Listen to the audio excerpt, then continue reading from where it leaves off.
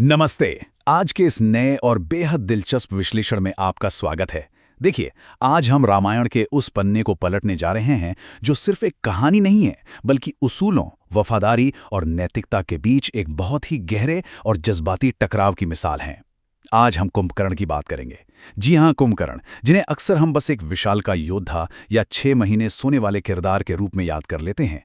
लेकिन यकीन मानिए, आज हम देखेंगे कि असल में वो कितना बड़ा ज्ञानी था और एक भाई के तौर पर कितने बड़े धर्म संकट में फंसा हुआ था। अब जरा इस सवाल पर गौर कीजिए। जब अपना ही सगा भाई पूरी तरह से विनाश और पाप के रास्ते पर चल रहा हो, तो एक छोटे भाई को क्या करना चाहिए? क्या उसे न्याय और धर्म का साथ देना चाहिए या फिर आंखें मूंदकर अपनी वफादारी निभानी चाहिए? ये कोई मामूली सवाल तो है नहीं। सदियों से इस दुविधा ने बड़े बड़े विचारकों को उलझा कर रखा है। और सच कहूं तो यही वो मूल प्रश्न है जो हमारे आज के इस पूरे विश्लेषण की नींव है। ये एक ऐसा द्वंद्व है जो किसी को भी अंदर तक झकझोर कर रख दे, और यही कुंभकर्ण के चरित्र की सबसे बड़ी त्रासदी भी है। तो चलिए सीधे इस विषय में गहराई से उतरते हैं। भाग 1, लंका पर भारी संकट और कुंभकर्ण का महाजागरण। अब जरा उस समय लंका की हालत की कल्पना कीजिए। एक ऐसा साम्राज्य जिसे अजेय माना जाता था, वो अब पूरी तरह से संकट से घिरा हुआ है। रावण, जो कभी अपनी शक्ति के अहंकार में चूर था, अब इतना हताश हो चुका है कि वो एक ऐसा कदम उठाता है जो सिर्फ चरम निराशा में ही उठाया जा सकता है। अपने विशालकाय भाई कुंभकर्ण को उसकी गहरी नींद से असमय जगाना। और भई, ये कोई बच्चों का खेल थोड़ी था। उसे जगाने के लिए पूरी की पूरी एक सेना लगानी पड़ गई। मतलब पहले तो कान के पास जोर जोर से ढोल और नगाड़े बजाए गए, कोई असर नहीं। फिर हाथियों को लाया गया, उनकी चिंगाड़, यहां तक कि उनके प्रहार भी उस गहरी नींद को नहीं तोड़ पाए। और अंततः पता है क्या काम आया? भोजन। जी हां, स्वादिष्ट मांस और मदिरा की सुगंध ने ही आखिरकार कुंभकर्ण की नींद तोड़ी। ये पूरा नजारा ही अपने आप में बड़ा रोचक है, जो बताता है कि उसकी वो नींद कितनी गहरी थी। भाग 2, रावण की व्यथा और क्रोध। अब यहां से कहानी का माहौल एकदम गंभीर हो जाता है। तो जैसे ही कुंभकर्ण की नींद टूटती है, वो बिल्कुल भी खुश नहीं होता। वो तुरंत पूछता है कि भाई, मुझे समय से पहले क्यों जगाया गया? सब कुशल मंगल तो है ना? रावण के पास पहुंचते ही सारी सच्चाई सामने आ जाती है। रावण अपनी पूरी हताशा और दबा हुआ क्रोध व्यक्त करता है। वो बताता है कि कैसे सुग्रीव की वानर सेना ने पूरी लंका को घेर लिया है। शक्तिशाली बाली मारा जा चुका है और लंका के प्रमुख योद्धा एक एक कर मैदान में खेत रहे हैं। लेकिन रावण के उस विशाल अहंकार को जो सबसे बड़ी चोट लगी थी ना, वो सेना का नुकसान नहीं था। वो बताता है कि कैसे श्री राम ने रणभूमि में उसके सारे शस्त्र काट दिए, उसे निहत्था कर दिया, और फिर उसे मारा नहीं, बल्कि ये कहकर वापस भेज दिया कि जाओ विश्राम करो। सोचिए, एक महाबली राजा के लिए मौत से भी बड़ा दंड उसका ये घोर अपमान था, और इसी अपमान ने उसे आज कुंभकर्ण के सामने मदद मांगने पर मजबूर कर दिया है। भाग 3, कुंभकर्ण का धर्मोपदेश। और यहीं से हमें कुंभकर्ण का वो रूप देखने को मिलता है जो शायद बहुत कम लोग जानते हैं। अब यहां जो सबसे दिलचस्प बात सामने आती है वो ये है कि कुंभकर्ण कोई महज एक दानव नहीं था जिसे बस खाने और सोने से मतलब हो। वो एक परम विद्वान और नीतिज्ञ था। रावण की बात सुनते ही वो तुरंत समझ जाता है कि उसके भाई ने कितनी भयंकर भूल कर दी है। वो रावण की हाँ में हाँ मिलाने के बजाय उसे शास्त्र और धर्म का आईना दिखाता है। जब राम को केवल एक मानव या वनवासी कहता है, तो कुंभकर्ण उसे तुरंत टोक देता है।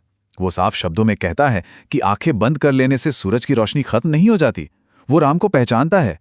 वो रावण को याद दिलाता है कि राम कोई साधारण मनुष्य नहीं, बल्कि स्वयं श्रीमान नारायण हैं और माता सीता साक्षात जगदम्बा हैं। ये पल ये साबित करता है कि कुंभकर्ण किसी अज्ञान में नहीं था, उसे वास्तविकता का पूरा पूरा ज्ञान था। यहां हमें इन दोनों भाइयों के चरित्र के बीच का एक बहुत ही विशाल अंतर साफ दिखाई देता है। एक तरफ है रावण का अंधा अहंकार, जिसने प्रतिशोध और कामवासना में पड़कर शूर्पणखा के अपमान का बदला लेने के लिए एक वीर की तरह युद्ध करने के बजाय एक कायर की तरह छल से माता सीता का अपहरण किया। रावण ने हमेशा सिर्फ चापलूसों की सुनी। वहीं दूसरी ओर देखिए कुंभकर्ण का धर्म ज्ञान।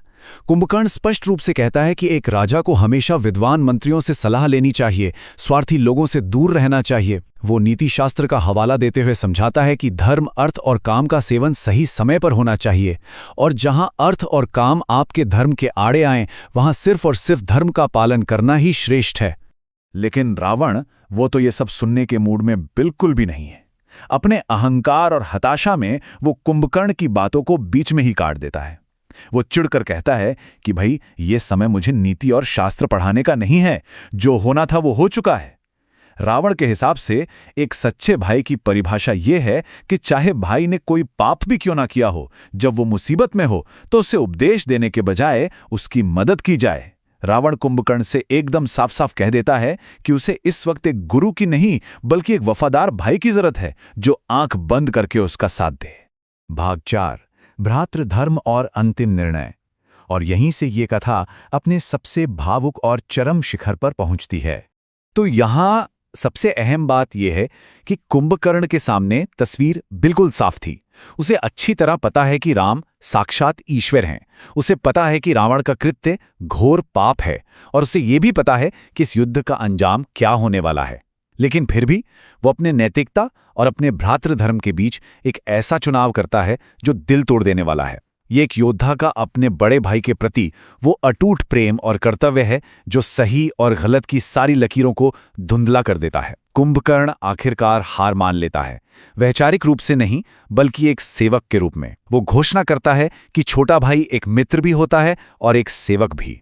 वो रावण को वचन देता है कि वो रणभूमि में जाएगा और उसके सम्मान की रक्षा के लिए अपनी आखिरी सांस तक लड़ेगा। ये जानते हुए भी कि वो गलत तरफ खड़ा है, उसका ये समर्पण उसके चरित्र को एक अलग ही ऊंचाई पर ले जाता है। रणभूमि की ओर निकलने से ठीक पहले कुंभकर्ण जो आखिरी बात कहता है ना, वो किसी भी इंसान का दिल चीरने के लिए काफी है। वो बिना किसी सेना के अकेले ही युद्ध में जाने का फैसला करता है। वो रावण से कहता है कि वो पीठ नहीं दिखाएगा और भाई की आन के लिए लड़ता हुआ मरेगा। लेकिन साथ ही वो अपने भाई से एक बहुत ही मार्मिक प्रार्थना करता है। वो कहता है, यदि मैं मारा गया तो समझ लेना कि श्रीराम सचमुच भगवान हैं। तब अपना अहंकार त्याग कर उनकी शरण में चले जाना, ताकि कम से कम हमारे कुल का समूल नाश होने से बच जाए। यकीन मानिए, यह सिर्फ एक विदाई नहीं थी, ये अपने कुल को बचाने की एक आखिरी हताश और बहुत ही भावुक पुकार थी। और इस विश्लेषण के अंत में हमारे सामने एक बहुत ही गहरा सवाल खड़ा रह जाता है। कुंभकर्ण ने जो किया वो स्पष्ट रूप से धर्म के विरुद्ध था, लेकिन वो भ्रातृ प्रेम की एक चरम पराकाष्ठा भी थी। अब आप ही सोचिए, क्या आंखें मूंद कर किसी गलत का साथ देना सिर्फ इसलिए क्योंकि वो अपना सगा है, महानता है?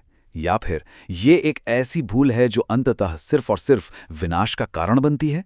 ये एक ऐसा सवाल है जिसका सीधा जवाब देना बहुत मुश्किल है, और शायद इसीलिए ये कथा आज भी हमारे भीतर इतने गहरे सवाल पैदा करती है।